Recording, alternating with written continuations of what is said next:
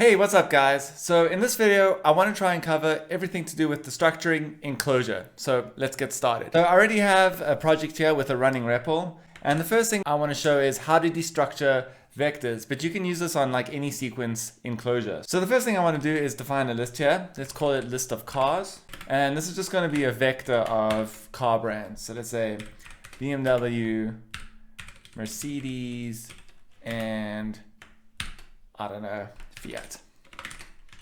Cool, evaluate that, and now we have a list of cars.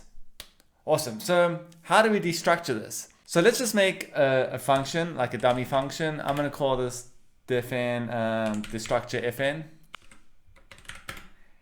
And it is basically just gonna print, well, let's just make it take a variable and return the variable. So evaluate that, and if we just call this now with list of cars, we'll get our whole list back. But say we just wanted the first item in this list. Well, we could destructure that because we have a list. We could destructure the first item like so. So we grab a list. And then the first item in here is going to represent the first item in this list. So we could say first make, save that. And now if we return the first make, let's just evaluate this function again. We should just get BMW. Awesome, and we do. And we could do this with all of these. So let's say we wanted the second make. And this could be like any variable name we wanted. It's just grabbing the element inside of the list. So we could now return second make here. Evaluate that. Cool, and we get Mercedes.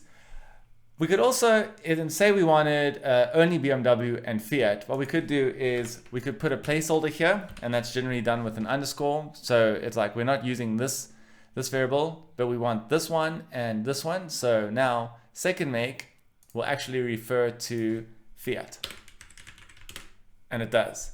And the cool thing about destructuring is that we could also just do it inside a let binding. So let's say we had this as X, which will be our list of cars. Then we put a let binding here, and then we did the same destructuring. So I just copied the variables. The let binding takes the first argument is your variable, and the second argument is the value passed to the variables, and in this case it would be X, and X gets destructured into first make underscore, which is unused, and then second make. So now if we return second make just inside of our let binding and evaluate this function and run this, we should get Fiat again, which is technically our third make, so we could name it third make.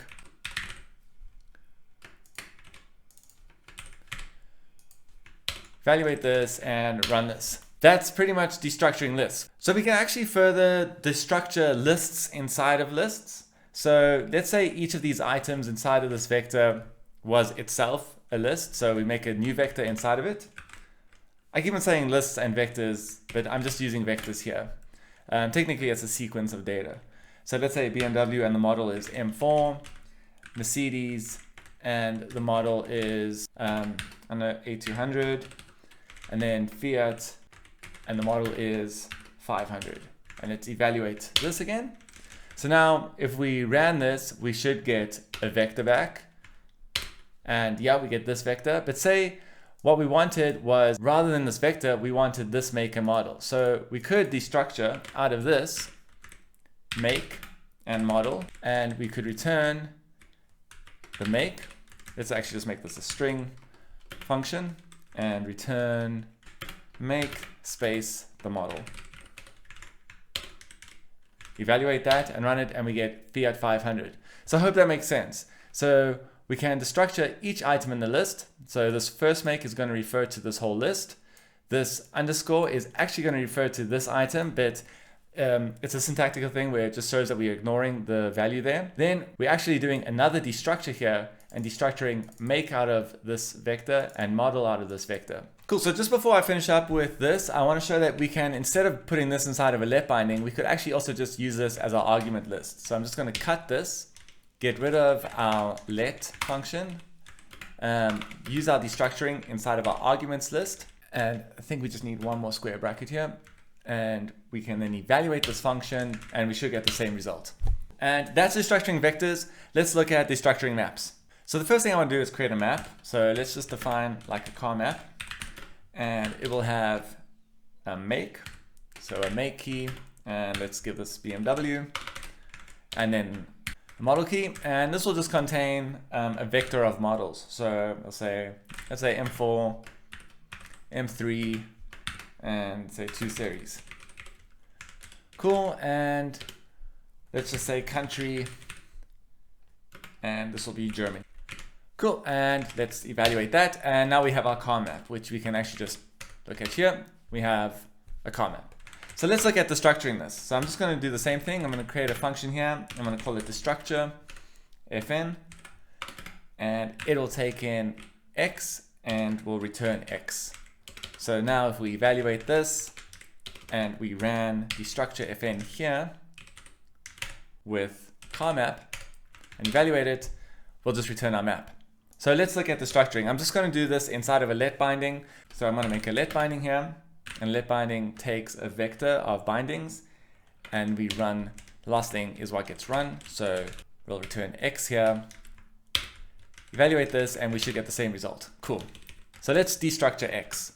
So let's say that instead of returning x here, we wanted to return make here, so which will actually end up being BMW. So in our let binding, we know we want to get from a variable x, and we want to destructure it, and it's a map, so we pass through the curly braces. Then we want to grab the make key, which is that, and we want to bind it to the variable make. And then we can return make here, evaluate this function, and then we're grabbing BMW. So let's say we want to get country as well. So we can grab country in the same way by adding another key pair here. And this, we want to bind it to the variable name country, and we want to use the key.